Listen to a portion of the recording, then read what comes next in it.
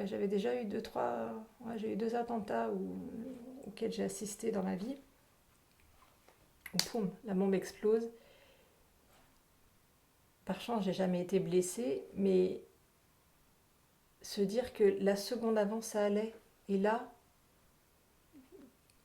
une seconde après c'est le chaos, enfin un quart de seconde après c'est le chaos, et là ça a été la même chose. C'est à nouveau le chaos dans la vie, et c'est un truc, c'est perturbant de se dire, on a aucune, enfin ça rappelle qu'il n'y a pas de certitude dans la vie, que tout va bien, mais c'est tellement éphémère, et ça c'est dur. Ça c'est pour avoir lutté pendant des années contre ça, ça revient comme un rappel de dire oula, attends, t'installes pas trop parce qu'il y a, enfin dans ce confort de la vie, hein, j'entends, parce que voilà, paf, tout peut basculer. Tu viens d'évoquer brièvement ces deux attentats. Donc tu as été témoin, tu as été. Ouais, Tu peux en parler ou c'est. ouais, c'était, il y en a un, c'était en 95 quand il y a eu les attentats avec le fils et le GIA. Ben, j'étais à Paris tout bêtement et je passais en voiture, je m'arrête j'étais avec le garçon avec qui je vivais à l'époque. On s'arrête à un feu rouge au métro, devant le métro Maison Blanche à Paris. Et alors je sais plus si vous vous souvenez, il y avait le- celui qui avait généré les attentats, enfin qui avait financé ou organisé les attentats qui avaient été abattus. Alors je sais plus s'il avait été abattu, il me semble qu'il avait été abattu à un lieu-dit près de Lyon qui s'appelait Maison Blanche. Un lieu-dit, ouais. Et en fait, symboliquement, le jour de son enterrement, ils ont fait sauter, c'était l'époque des bonbonnes de gaz avec les clous dedans. Et on était la deuxième voiture en fait au feu et devant le feu rouge, il y avait une poubelle et ils ont déposé la bonbonne de gaz dans le. Enfin, quelqu'un a déposé la bonbonne de gaz dans la poubelle à l'extérieur. Et en fait, il y a un policier qui est passé à côté qui a vu, qui a juste eu le temps de prévenir, mais voilà, on était arrêtés au feu et de s'écarter. Et elle a explosé. Et après, il n'y a, pas eu de- il y a pas eu de blessés hein, sur cet attentat. Mais moi, je me souviens, on était dans une Golf. La Golf, on a eu l'impression d'avoir été percuté en fait. On était arrêté au feu rouge. On a l'impression d'être percuté. Je me souviens que je me suis retournée vers mon ami. J'ai vu sa tête cogner contre le repose-tête. Moi, j'ai pris le souffle en fait dans la cage thoracique. Et après, la sidération en fait. Le fait de dire, mais même si tu sais ce qui s'est passé, tu as conscience de ce qui s'est passé, il y a eu une explosion de toute façon.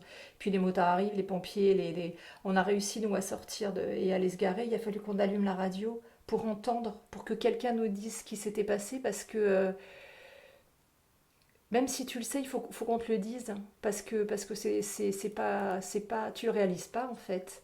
Moi, je travaillais à l'aéroport à l'époque, et à chaque fois qu'on voyait un truc suspect, on avait, je crois que c'était le 636 qu'on appelait. Et on appelait le déminage en fait pour leur dire à tel endroit, on faisait les périmètres, alors les bagages on en a fait sauter. Hein. Mais là c'était mon jour de repos et j'habitais pas dans cette rue, on était juste venus faire des courses et c'est être atteint dans la vie privée alors que je travaille dans un lieu sensible en fait. C'était déplacer le danger dans ma sphère en fait. Et ça c'était particulier. Et le deuxième, c'était à Beyrouth. À Beyrouth, on partait pour 4 jours, on savait qu'on était là-bas 4 jours. Et à 3 heures du matin, dans la chambre, voilà, ils ont fait exploser la centrale électrique qui était juste à côté. Donc on a eu le souffle dans l'hôtel. Et ça a déclenché dans la cour de l'hôtel, il y avait, bon, ils aiment bien les grosses voitures là-bas, Mercedes et BMW en général. Donc le souffle a déclenché toutes les alarmes. Et après, il y a les avions qui passent au-dessus de l'hôtel, et puis il y a ceux qui tirent sur les avions. Et là, pendant quelques secondes, tu te dis, mais non, j'habite pas là. J'habite pas là, j'ai rien à faire là. Enfin, c'est pas ma guerre, c'est pas. Laissez-moi tranquille. Et tu dis, non, c'est pas. C'est pas possible. J'en rigole maintenant, mais sur le coup, j'ai mis. Bon, et après, on a continué, on est resté quand même 4 jours, hein, donc c'était un peu tendu. Mais ça ripostait un peu au loin. Mais bon, après, bon, on a quand même été faire pas mal de visites dans Beyrouth, hein. C'est une ville très sympa, Beyrouth. Mais c'était particulier quand même comme ambiance. Après, t'as du mal à dormir quand même. Mais bon, j'ai eu pas mal de mal à me remettre aussi de celui-là. Il a fallu que j'en parle beaucoup. Mais c'est pour ça qu'après, quand on parle des probabilités des choses qui peuvent arriver, ou quand on dit ah, ça, c'est bon, non, ça arrive pas qu'aux autres, non. Déjà une fois, deux fois, mais cette capacité, enfin cette possibilité, cette probabilité d'être sur un lieu d'attentat en France, elle est déjà quand même particulière. Deux fois de suite, bof. Est-ce que tu as pu évaluer l'incidence que ça a pu avoir sur ton après ces deux attentats? Ah ben, tu rentres dans une précarité de l'avenir qui est énorme. C'est... Oui, moi, pendant des années, j'ai évité la foule, j'ai évité parce que dès qu'il y a un risque, moi, je sais que je rentrais au cinéma, il fallait que je repère l'évacuation, il fallait que je sache que je pouvais à tout moment partir. J'étais à l'hôtel, mais à côté de mon lit, il y avait mes chaussures et mon sac, enfin, et mes vêtements. Ouais, ouais, non, ça génère un instinct de fuite, en fait,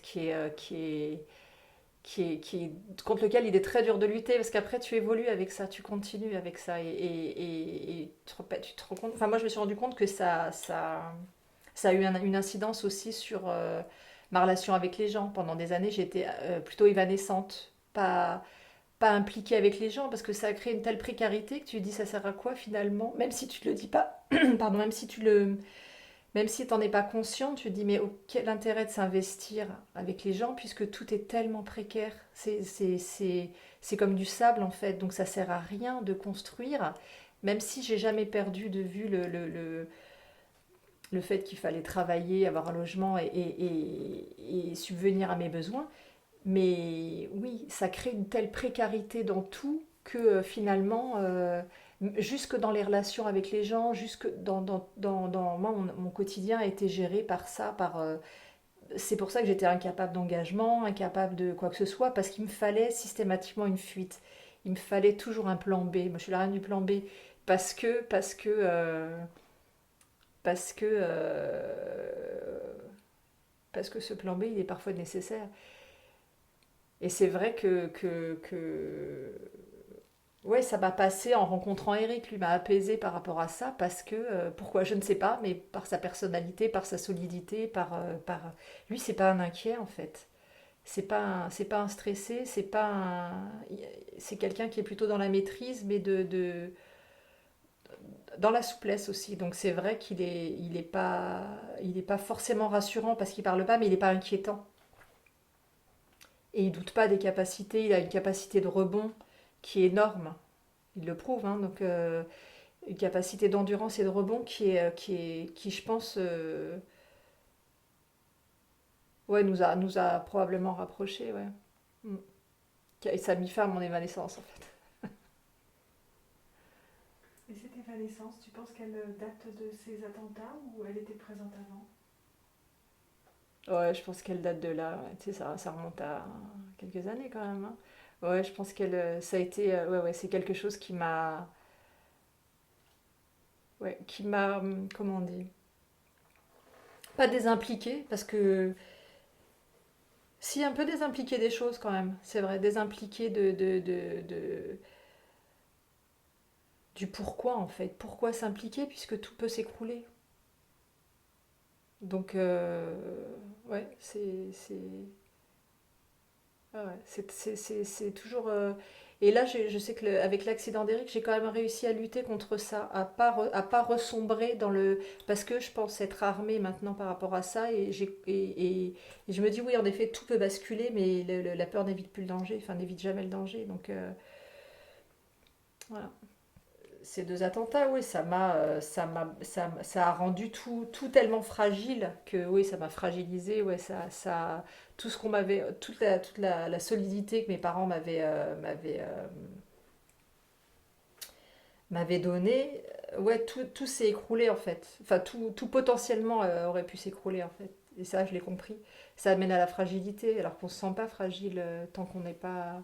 J'ai eu la chance d'être préservée, d'avoir mes parents, d'avoir ma famille, enfin voilà, d'être préservée du malheur. Et c'est vrai que quand d'un seul coup tu t'aperçois que tout est peut être éphémère, ça c'est dur de se reconstruire derrière en fait. C'est long, c'est long. Qu'est-ce que ça a changé en toi? Ça me permet de peut-être plus apprécier le moment présent. Mais il y avait toujours là,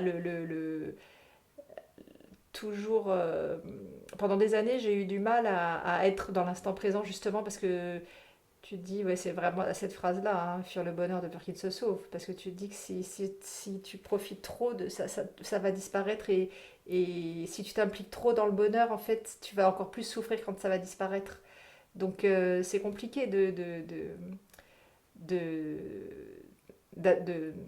d'adopter non de comment on dit de pas d'adopter de d'apprivoiser le bonheur.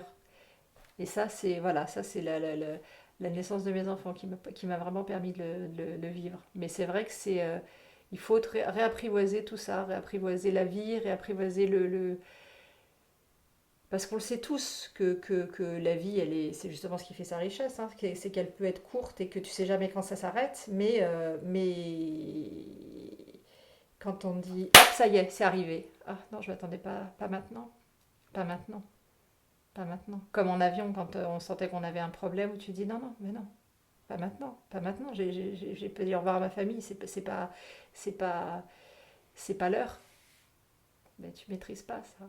Et ça, cette fragilité, elle est violente en fait. Elle est violente. Et donc, quand j'ai eu mes enfants, ça a basculé dans autre chose.